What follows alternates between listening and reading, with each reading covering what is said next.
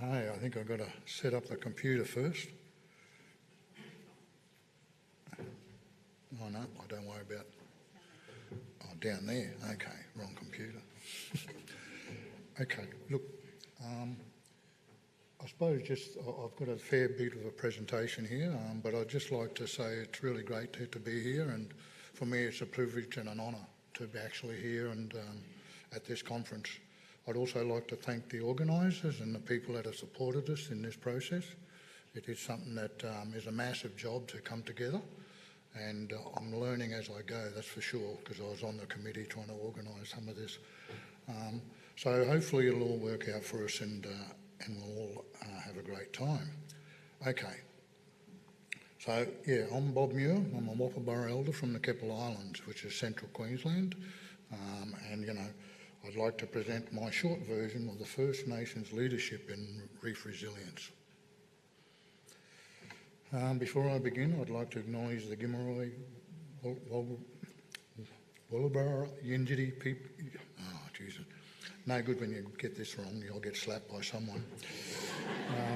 Peoples as the traditional owners, traditional custodians and the First Nations people of this land where I'm speaking today, and pay my respects to elders past, present and emerging.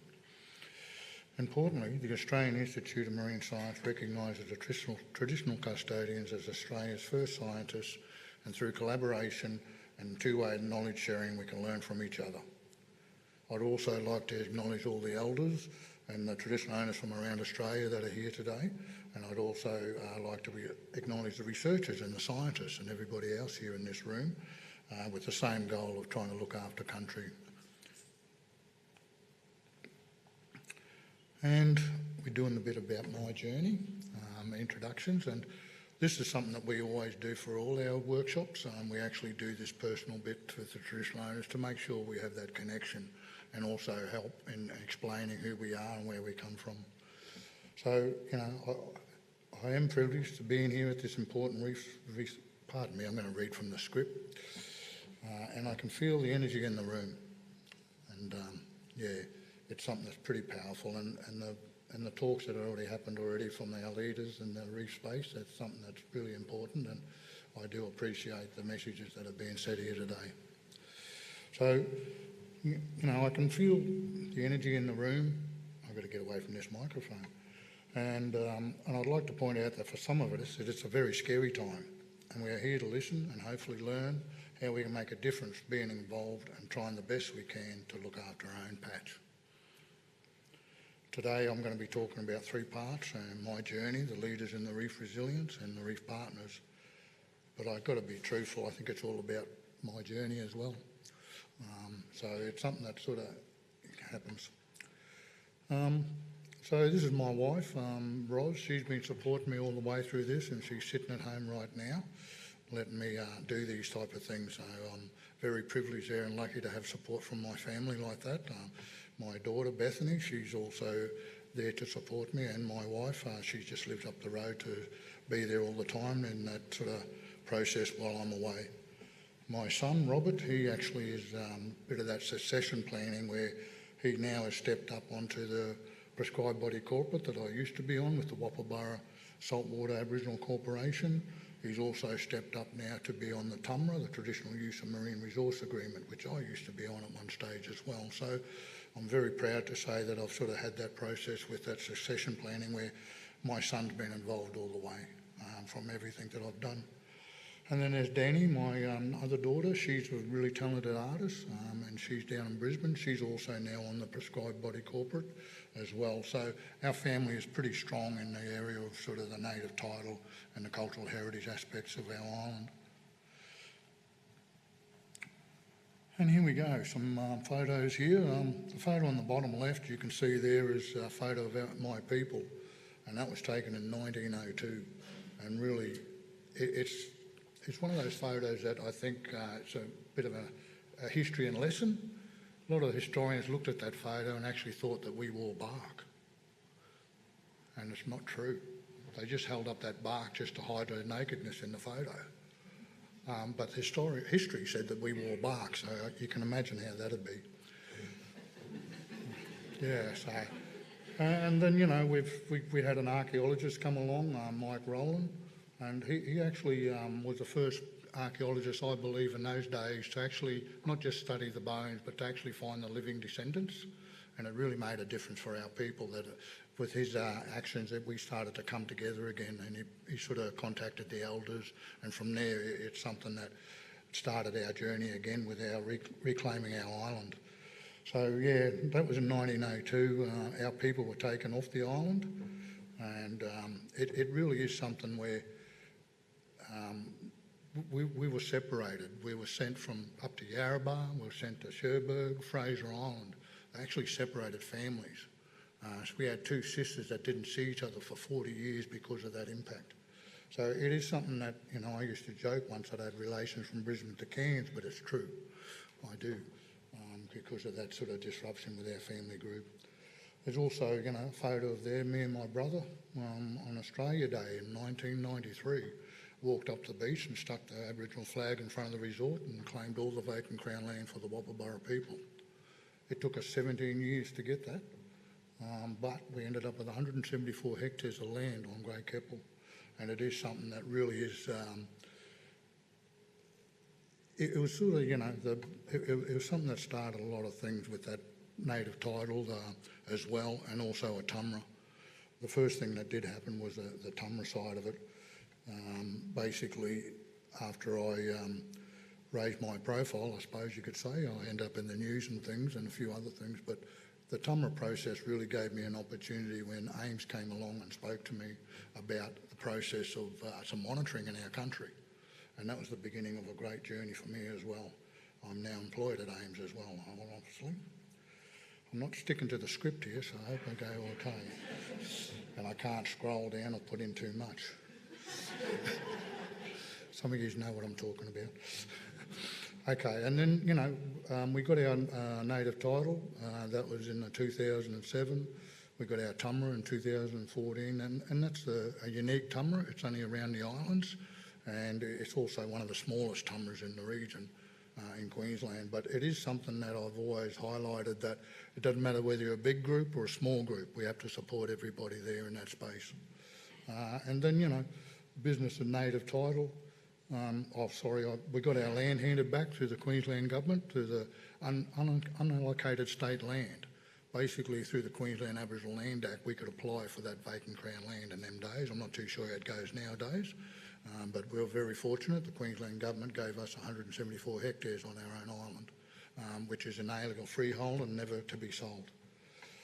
And from there, we've ended up with the tumra, and that sort of is, like I said already, it's fairly unique. It's 17 islands in our group, and you know, it's our sort of area, but it's also, that boundary is also our native title boundary as well. So it's one of the first native title boundaries just in the ocean as well, around the islands. Bit of history. Some people might know about this, but I don't think many would. This is the old Sea Forum, and this was started years and years ago. And basically it was a case where GRUMPA, Great Barrier Marine Park Authority, called a meeting to look at management of dugong and turtles. And the traditional owners at that stage said, well, we can't really talk about the turtles unless we talk about the seagrass, and we can't really talk about that unless we talk about the sugarcane farm, and on this holistic picture of how to try and manage that. And so from that sort of action, the Queensland ATSIC in them days, the Australian Aboriginal Torres Strait Islander Commission, they actually brought together the traditional owners from Hopevale all the way down to Fraser Island. So we ended up with 30 traditional owner groups in that sort of Sea Forum process. And you can see there, it's sort of, you know, it really is something that was aspirational in those days, and traditional owners were running the process.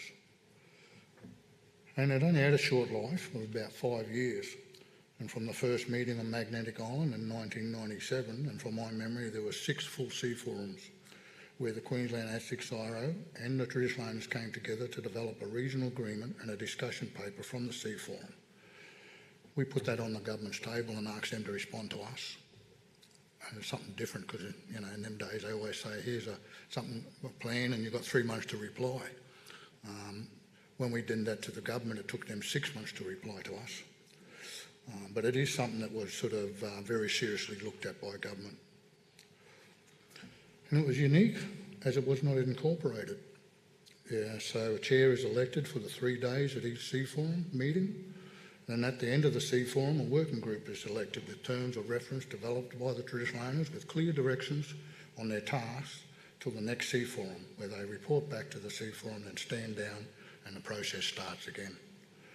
The interim working group doesn't represent their own group, area or any organisation. They represent the whole Sea Forum and must only do things that the full Sea Forum has directed. I've been chair for a couple of times and on a couple of working groups, and one of the main strengths is that no one else could tell us what to do except for the Sea Forum.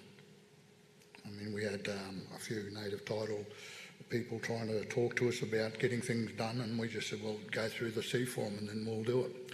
Otherwise, you can't tell us what to do. And you can see here there's, a bit of the journey, but it's really about sort of the regional agreements, but also those agreements that address local issues as well. It is something where we negotiate, and I think the other thing was the bit about the communication.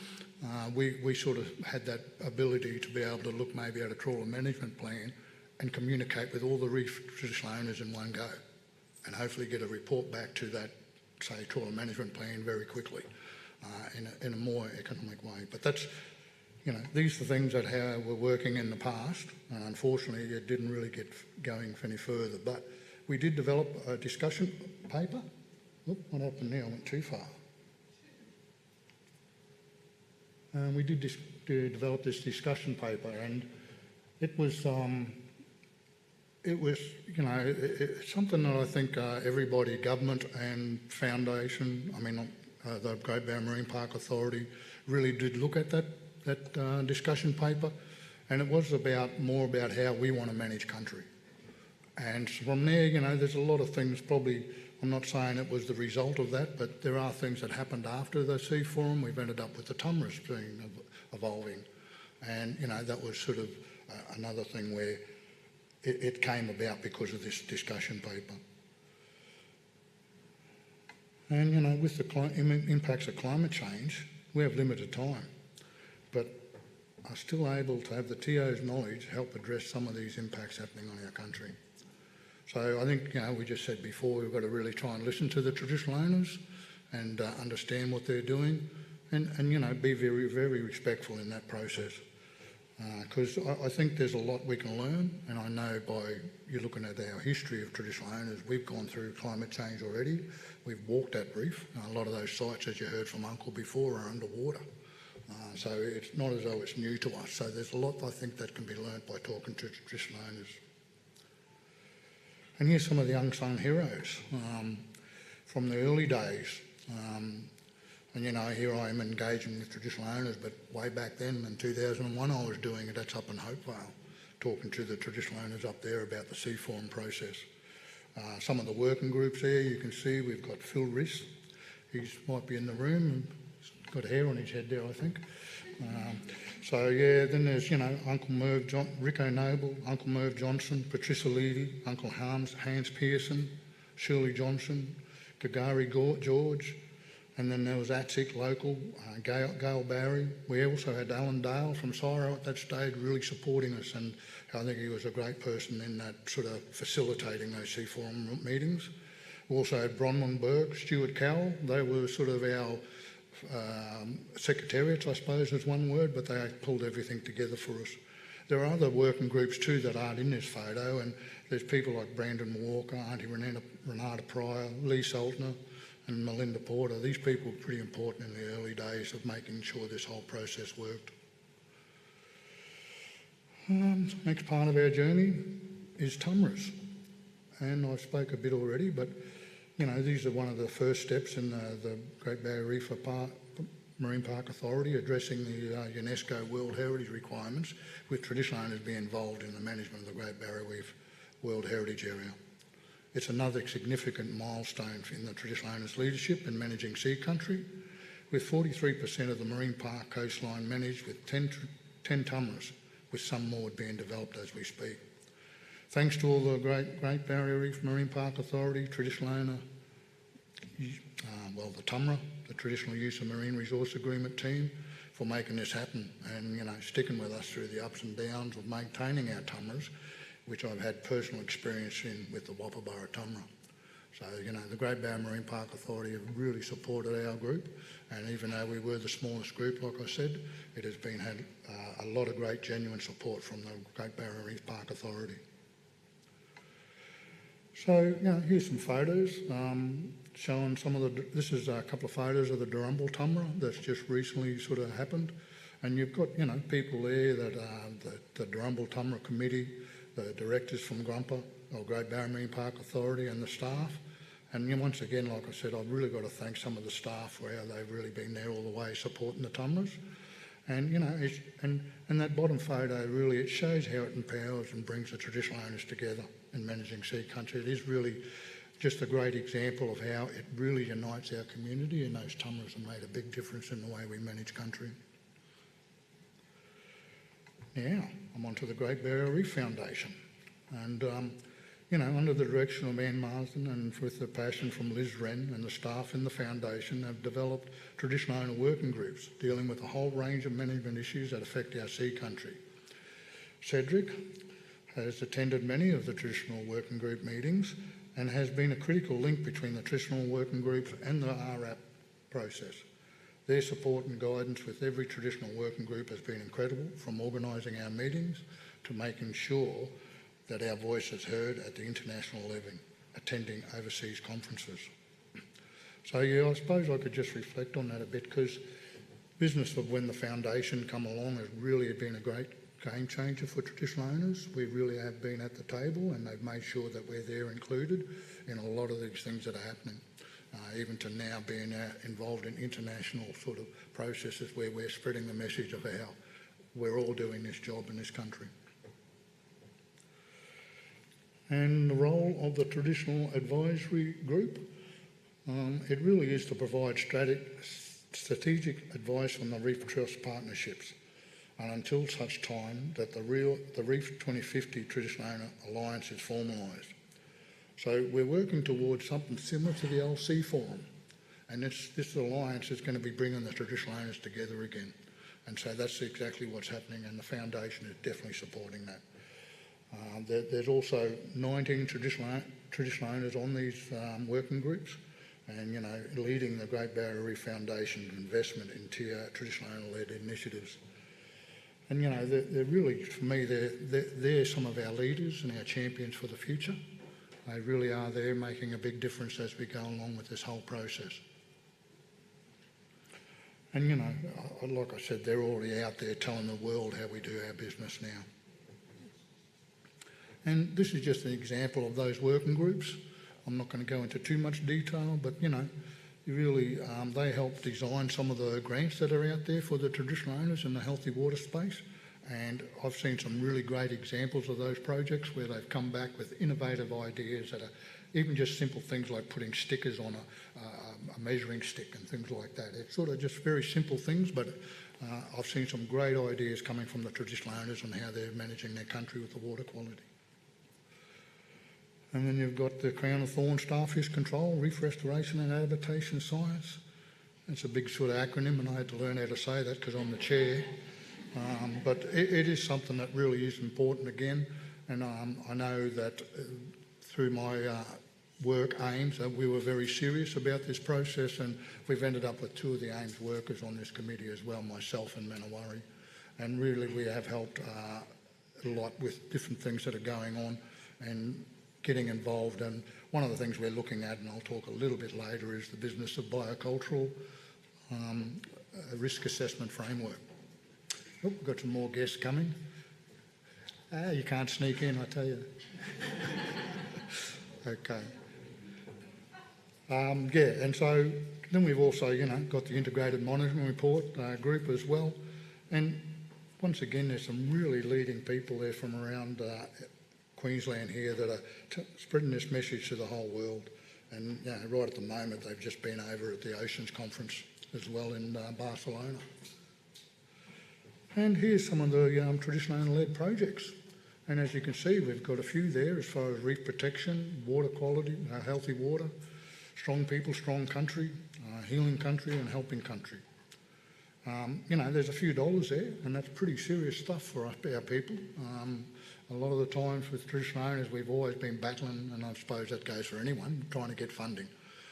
But this is something that shows you how this is a big game changer for our people, and what's been happening with the foundation is something that, you know, is empowering our people in a lot more ways than one. So it really is something, you know, and this is only the beginning. There's still more to go. I know there'll be a bit of a short life with some things, but that's where that implementation plan from the traditional owners will have a life. And as you can see, it's a pretty impressive map showing the locations of 62 of those projects, minus 20 for the Helping Country grants that have just gone out. So it is something that, you know, as you can see, there's a fair range around this North Queensland area, and there is some happening down south, and those things will improve as we go. We'll be covering more areas of the foundation side of it. And hopefully you know about this. If not, you know, I recommend that you all get a copy. It's online as well. The Traditional Owner Implementation Plan is the way forward for the future of traditional owner leadership, and will be around for a long time, giving a united voice on how traditional owners want to work with the 2050 plan on both levels of government.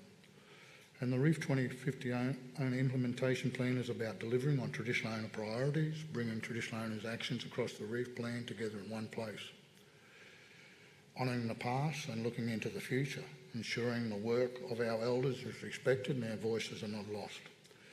Recognising our inherent rights, interests, obligations and aspirations of traditional owners, custodians of the Great Barrier Reef, and the country and the people are one.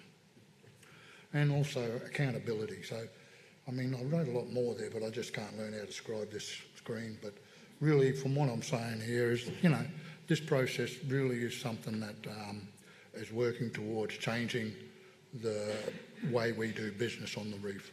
And it is also an empowering our people to have that knowledge that there is this process where they are going to be supported and help with their managing of country. And someone just done some nice tricks for me then. Thank you, I can read everything now. So yeah, and also just down there at the bottom, this is sort of like the start of the first actions for that in the integration, the Traditional Owner Implementation Plan. We're actually employing people. So that's a job there. If you want to go online, you'll actually find that there. So I encourage you to sort of spread the message and try and let everybody know there's opportunities in this space again with the foundation. And if you want to really get a link to that implementation plan, I suggest you go to the Reef TO website, and it has a link straight away to it. And I've got a picture there of young Malachi Johnson, the who, what and why of Reefcast. Now, he is a sort of offshoot of all of this in some ways, and he's been promoting all the work we do, and he's been talking to the traditional owners and getting their stories. So if you want to hear some great stories, I suggest you sort of look up that on the website, and you'll actually hear some really great interviews from different people. Okay, now, I'm going to have trouble here. Okay, so if there was ever, you know, I mean, these photos here goes to show some of the working groups with the foundation, and it really is pretty powerful. You've got, you know, photos of us as the committees, but we've also got the photos there of the young youth in the women's group that came together, the foundation supported. And also you've got the picture of the women rangers down there, which have made worldwide sort of news lately, and the work that they've done. So it is something that, you know, for us, these sort of is an example of what we do and who's involved. But the heart of the reef, a call for healing. I think if there was ever a time for a voice of traditional custodians to be heard, this is that time. There's been so much damage to our country, and she is struggling to recover from threats on a scale never faced before. Country is stressed, country is crying. Country is land, sea, air, stars, rocks, plants and animals, all things living and non-living. She is our spirituality, country is us. The reef is country, the reef is our heart, and the water is the lifeblood that connects us all. She is our family. The reef is an extension of us, and we are an extension of her. The reef looks after us, feeds us, protects us, and keeps us healthy. She's the keeper of our stories, our law. Without her, we will suffer irreversible effects to our identity. For millennia, country and people were healthy. We lived harmoniously according to our cultural law. Our collective connections were strong and balanced through our songlines and interactions with each other. We looked after country according to our seasonal calendars, and she looked after us. Today, country is sick. We are losing our culturally significant plants and animals and places. For many of us, separation from country has meant a loss in intricate connections and knowledge. The imbalanced condition of country is a result of ongoing impacts of colonisation and climate change. The seasons are changing beyond our control, no matter how hard we try to help country heal. We are all suffering, and we can't continue this way. The world is now turning to us as traditional custodians for our unique leadership, traditional knowledge and cultural practices. And we call on you to listen to us, to learn from us, and to do it our way, to recognise, respect and accept our laws, to understand that healing is about the relationship between country and its people, that one can't heal without the other. Country needs to hear our children running around, hear our laughter and happiness. In some place, this has been missing from our country for many generations. This was not our choice and never will be. We call on you to stop using the poison frameworks that have made country and people sick, frameworks that fragment country and split families. Learn how to holistic manage country, people, to honour everything as one. We recognising that healing country means starting with ourselves. We need to rebuild pathways of connection between ourselves and country. We need to rebuild there must be presence of mob on country. Family and elders must come together, hold each other dear. It means placing our young ones at the heart of change. It means using our own languages that tie us to our place on country where we belong and who we are. It means recognising education, justice and health are all critical parts of healing. It means employment and opportunities that get you close to country, to homeland and salt water. It's about being honest and seeing that we can't do it all on our own. We need to see the real threats posed by climate change and face these challenges head on. All Australians need to come together and show the reef the respect she deserves, to help her heal and to make us who we are meant to be. We call on our saltwater brothers and sisters across the Pacific and throughout the world to join us and support us. We need everybody's feet and mouth facing in the same direction. And we need talk to be followed by action. The time to save our future is now. We need to stand up as one mob, one country, one spirit, one voice, and heal. So yeah, that's the heart of the reef, a call for healing, and that was produced by the working groups in the foundation, and it's something that we worked on pretty seriously, and I hope you've got the message, and it's something that's available there for everybody to look at if you want to go around searching on the web. Okay, yeah, back to AIMS now. This is my job where I'm talking a little bit about ourselves. I spoke about my journey before, but I have to say I wouldn't be in this position without my job at AIMS. As an Indigenous Partnerships Coordinator, which has grown now to 22 plus staff in the Indigenous Partnerships team in my 4 years being with AIMS. AIMS is serious with Indigenous engagement with a vision to have our programs silver or above by 2030. Libby Evans-Illich has been a major influence and force, highlighting the value of traditional owner involvement with the AIMS Council and leadership team in AIMS, and has elevated Indigenous engagement to the highest level, not only in AIMS but also now in other levels of government, are now looking at how AIMS Indigenous team is operating with FPIC. Minawari Forrester, who has led the cultural change within AIMS and adds a cultural lens to everything that we do, from meetings to policies, and now has just only come back from the 2024 Oceans Decade Conference over in Barcelona. And that's just one of our overseas conferences. She's always in demand. And the skills and the passion of the Indigenous Partnerships team is incredible. From conflict resolution between traditional owners and researchers, developing fact sheets, tracking the FPIC process, the free, prior and informed consent between researchers and traditional owners, to organise conference workshops with their everyday job, as well as supporting other organisations from universities, government organisations looking at improving their Indigenous engagement to align with FPIC. In our team, they call me the show pony. As I seem to be in demand in the conference circles, it might be my good looks,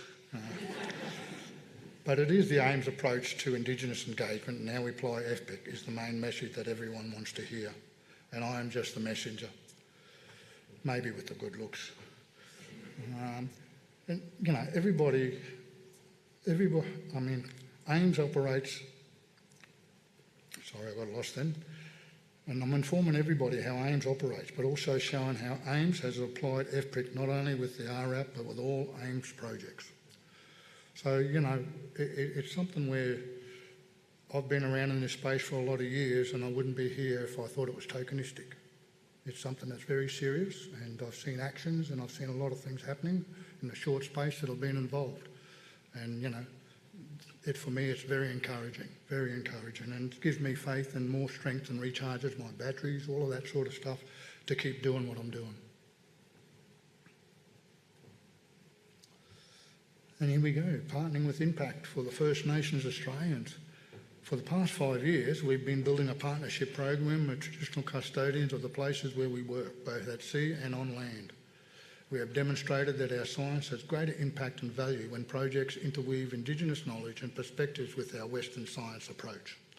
We've learnt that genuine partnerships projects support our First Nation partners in delivering their inherent rights and responsibility to care for country, which is extremely aligned with AIMS' mission. We are taking the time to understand their priorities and capacity, especially with the ranger sector, and co-developing projects together that meet our mutual interests and priorities. We have developed our internal policy and procedures to always respect our partners' cultural protocols. And we seek free, prior and informed consent before commencing projects that intersect with sea country. Importantly, we have begun to utilise our research and development as a platform to establish and support training and capacity building pathways in areas of priorities for the traditional owners. For example, projects with several ranger groups in marine monitoring to support their delivery of their healthy country plans, and areas of future workforce need, for example. We have begun working with a cohort of Great Barrier Reef Rangers to help them develop advanced skills and novel innovation reef restoration innovation methods that are now emerging from the Reef Restoration and Adaptation Program. AIMS is genuinely committed to our Indigenous Partnerships Program, and we have set the ambitious targets by 2030, 90% of AIMS science portfolio will be delivered in partnerships with First Nations people.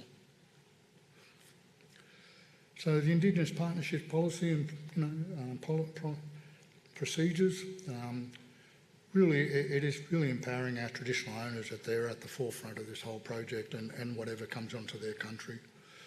It's something that I think how we're engaging with the traditional owners, it's also been told to us, but it's like a breath of fresh air. It's a complete new way of dealing and engaging with traditional owners, where they have more power in what they say and what they do, which never really happened in the past. And I think, the important thing there with the policies is we hold our partners and collaborators to the same standards. So if anyone's working with AIMS, they have to follow our policies as well and procedures. So it's something that, not everyone's doing the right thing, but when they join us, that's what they have to do.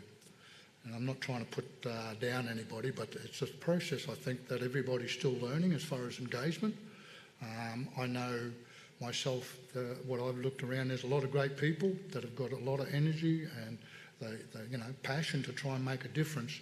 But unfortunately, sometimes the company you work for, the organisation, the government mightn't have the policies or the funding for you to do that properly. So it's just a thing that's going to have to reset the way we do business, I think, as far as engagement, and add more time to it instead of just thinking it can happen in 2 weeks. So, it really is something that makes a difference. And here we are. And this is to guide our AIMS researchers' engagement that is expected within projects. We established a 4-tier system engagement from bronze to platinum. In the basic level, bronze, the Indigenous Partnerships team and researchers must identify the right traditional custodians for the area where they are working, acknowledge them in all outputs and provide them with information about the research. That acknowledgement is important, both for showing respect and also providing a mechanism for traditional owners to do a bibliographical and metadata search to independently identify research that has taken place on their country or to be used for their own research. So that's important because, my grandchildren will be able to look up some database and actually just type in Wapabara and all that information will come up. So just that acknowledgement will make a big difference in the future for our people when it comes to managing country and searching for other projects that have happened. So that's, the basic level of bronze. The next level, silver, is bronze plus a deeper consultation and communication to seek and hopefully attain FPIC for projects and discuss opportunities from traditional owners to participate in the research. Although the project is essentially a research-led project, any project that significantly intersects with country by taking samples, deploying equipment or doing manipulative experiments must at least meet the silver requirement of FPIC. Next, we have gold, the genuine partnerships, which are co-designed and co-delivered. We actually stopped at gold in our draft Indigenous Partnerships plan, and it was till the traditional owners' feedback from its review that prompted the addition of the top level, platinum, which is the traditional owner initiated and led projects with AIMS might support. At any point in time, we would expect our research portfolio to have projects across the spectrum from bronze to platinum, but the tiered system allows researchers to identify the right tier for their work and also the engagement expectations for that tier so they can plan and resource their projects accordingly. It's also a neat mechanism to track the proportion of our research that sits in each tier, which we can look at through time and set targets, etc. And some of you people might have seen some of these if you were at our workshop yesterday, but this is a flow chart, the process of how we help AIMS research seek the free, prior and informed consent from traditional owners. The blue lane at the top is for the researcher. The orange lane in the middle is what we do in our team, and the green lane at the bottom is the actual engagement with traditional owners.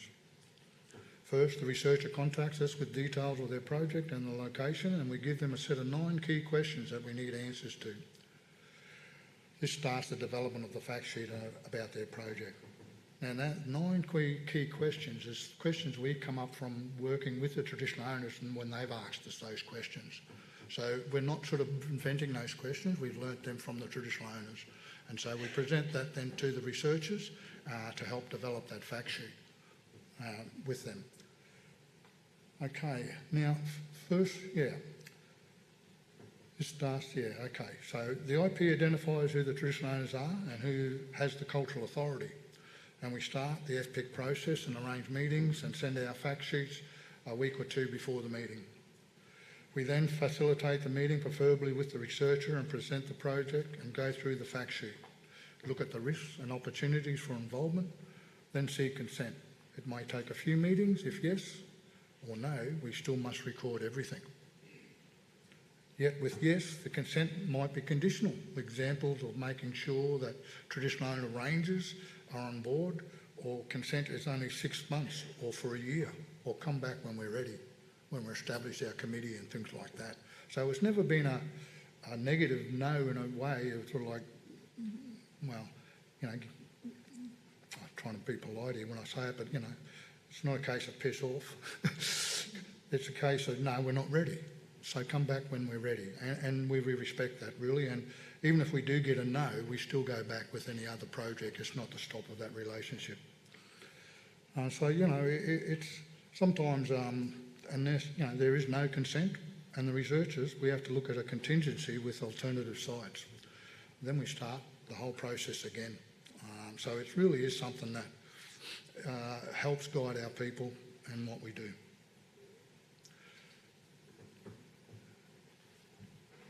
I'm going short on time, am I? Okay. Well, that's good. Okay, well, here we are. This is an example you'll find in a magazine, a science magazine. And it really just goes to show how we're operating in this space at the moment. It's all about, on-country meeting and truth-telling. The truth-telling side of it is something that sort of, I think we end up putting our turtle shells on our back, because when you go into that room and do the truth-telling, sometimes there's a little bit of, people get upset, I suppose, when you tell them that you've been in their country for 50 years doing work and this is the first time we've come to speak to you. So it really makes that truth-telling is very important in the whole start of the process. Then we go in and look for the free, prior and conformed consent, and that'll be available later. I think it's also available on the Science magazine at the moment if you want to look for that further.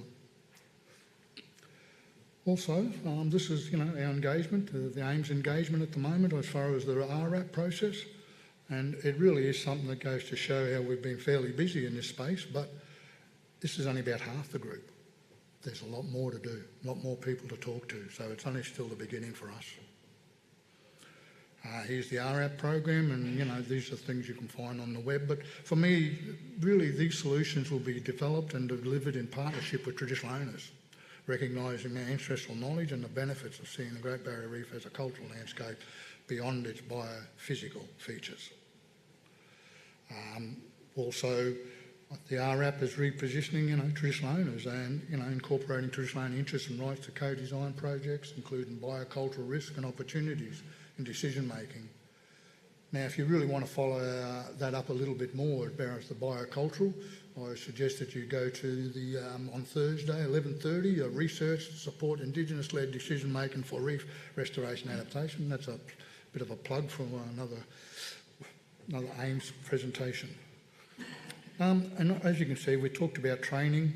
We're doing these skills, boating licences, radio licence, just to be able to get our people skilled up so they're out there and part of the team working on the project instead of just being observers. But we do have $3 million there that we're going to be using over 3 years to actually train up those rangers that I spoke about before in the new technologies and things like harvesting coral spawn and those other things that are happening now. And this is just one of the many conferences. Our leaders are informing the world how we do business with the Great Barrier Reef Foundation and in this space with the traditional owners.